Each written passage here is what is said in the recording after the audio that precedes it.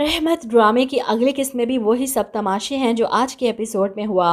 Drama बहुत bore हो गया है। मेरा ख्याल है कि अब इसे एंड कर देना चाहिए। शादी के बाद परीक्षा और बारी अपनी नॉर्मल लाइफ में वापस आ चुके हैं। पता नहीं हमें हमारी नॉर्मल लाइफ में वापस कब जाने देंगे, क्योंकि ड्रामे को पहली एपिसोड से देखने वाले अब मजबूर हैं इस ड्रामे की लास्ट एपिसोड तक इंतज़ार करने के लिए।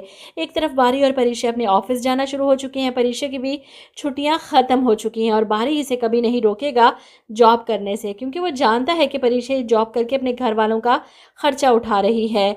वो इतनी खुददार है कि बारी से कभी नहीं मांगेगी। इसकी माँ का, ज़ूबिया की पढ़ाई का, सबका खर्चा परीक्षा के सर पर है। लेकिन अपने ऑफिस में होते हुए भी बारी परीक्षा के बारे में ही सोच रहा है।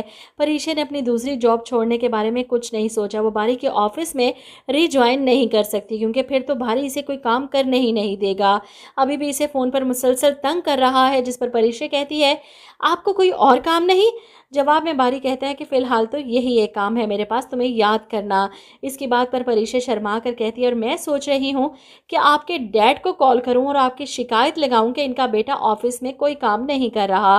वो फ़ोन बंद करती है तो बारी सोचता है कि परीक्षा, तुम मेरी ज़िंदगी में तो शामिल हो चुकी हो, लेकिन मुझे उस दिन का बेसब्री से इंतज़ार रहेगा जब तुम खुलकर अपनी मोहब्बत का इजहार करोगी मेरे सामने, क्योंकि परीक्षा वाकई बारी की वालिहाना मोहब्बत का जवाब अपनी मोहब्बत से नहीं दे पा रही। वहीं दूसरी तरफ अलीज़े परेशान। ज़ुहैब की खामोशी इसे उलझन में डाल रही है, और ऐसे में जब ज़ुहैब की माँ पूछती हैं इस सब की वजह, तो वो अपनी माँ को बताता है कि मैंने अलीज़े को ठीक होने के ख्वाब दिखाकर बहुत गलत किया। वो खुश थी अपनी उस ज़िंदगी में। मुझे बहुत अफसोस हो रहा है इस बात का कि वो अब कभी ठीक नहीं हो सकती। डॉक्टर ने साफ जवाब दिया है। अब ये बातें पीछे से आती अलीज़े सुन लेती है। इसकी आंखों में आंसू और चेहरे पर अजियत। वो तो सोचे बैठी थी कि वो ठीक हो जाएगी, लेकिन अब ये मायूसी इसे फिर से परेशान कर देगी। ऐसे में रमशा घर आती है। अलीज़े चाय बनाकर इन्हें देकर जाती है तो रमशा अपनी माँ से पूछती है, क्या बना इसके इलाज का? जिस पर माँ बताती है कि डॉक्टर्स ने इनकार कर दिया है, अलीज़े ठीक नहीं हो सकती। जिस पर रमशा कहती है, मैंने तो पहले ही कहा था आपसे, क्या ज़रूरत थी सारा तमाशा लगाने की? कितना समझाया था आपको कि ऐसे मरीजों का कोई इलाज नहीं होता। इसकी माँ ये सुनकर परेशान होकर कहती हैं कि रमशा, कौन चाहता है इस तरह अपाहिज की ज़िंदगी गुजारना? ज़ुहैब भी बहुत परेशान है। ऐसे में रमशा कहती है, ज़ुहैब ने अपाहिज होने के बावजूद इससे शादी की है। मेरा ख्याल है कि ज़ुहैब को अब दूसरी शादी कर लेनी चाहिए। अलीज़े को इसे इजाज़त देनी होगी।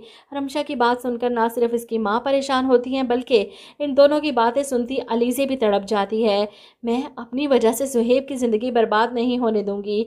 इसलिए रमशा आपी की बात पर फैसला करती है कि वो ज़ुहैब को दूसरी शादी की इजाज़त देगी। इन्हें भी पूरा हक है एक मुकम्मल लाइफ पार्टनर के साथ ज़िंदगी गुजारने का। अलीज़े की इस बात पर ज़ुहैब तो तड़प ही जाएगा कि तुमने सोचा भी कैसे कि मैं तुम्हें इस वजह से छोड़कर किसी और से शादी कर लूँगा। वहीं दूसरी तरफ मिनाल की ज़िंदगी मुश्किलात में घिरी हुई है, क्योंकि राहील अपने घर वालों की तरह कम ज़र्फ़ और तंग दिल है। मिनाल को अनाया और इसकी माँ रहील के सामने ही बुरा भला कहती हैं, बातें सुनाती हैं, जिस पर मिनाल उठकर चली जाती है।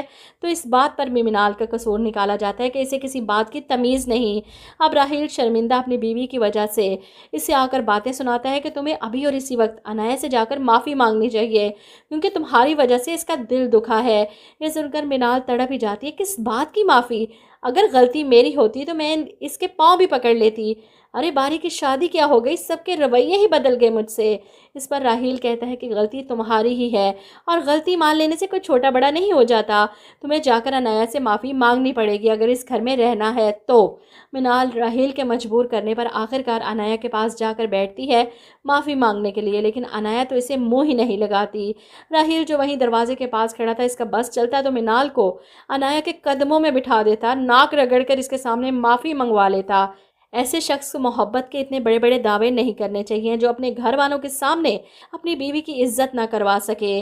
अनाया को तो बारी का ऐसा दुख है जैसे बारी इस दुनिया का आखिरी मर्द था, और अनाया की इससे शादी ना हो सकी तो वो अब सारी ज़िंदगी कंवारी बैठी रहेगी।